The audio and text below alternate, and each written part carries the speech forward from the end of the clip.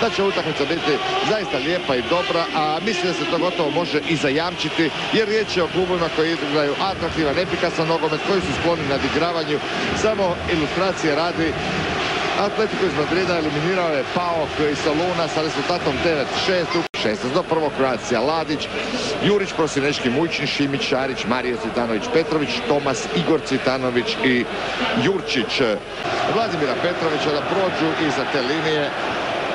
Posebno na mjestu gdje će igrati Daniel Prodan, jer Rumun koji puno trči, puno radi, igrao je u Espanjolu 4 godine, sad je već 2 godine u Atletiku iz Madrida. Prosinečki.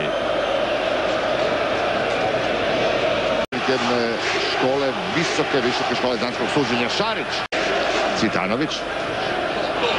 Cvitanović okrenuo Bejbla. Cvitanović. Prosinečki. To je bilo blizu i sad crte. Nije bilo zrađeno. Prosinečki je ostao na trenutak sam. Pogledajmo to. Niko to nije, tamo Mujči nije dirne. Odigrati brzo. Prosinečki.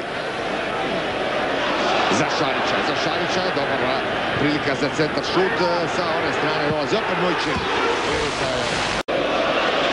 I evo Cvitanovića, Igora.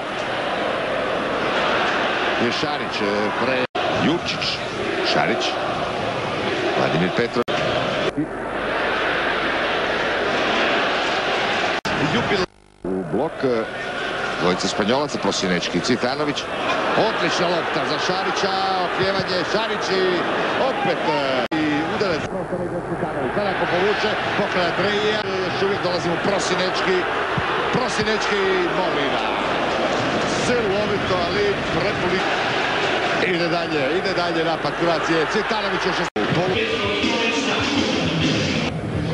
Kod Croacije izmjena nema ni potrebe, osim ako se neko previše ne umori. Za sada svi ispunjavaju svoje zadatke vrlo dobro i moram reći da je utakmica s obzirom na težak teren čak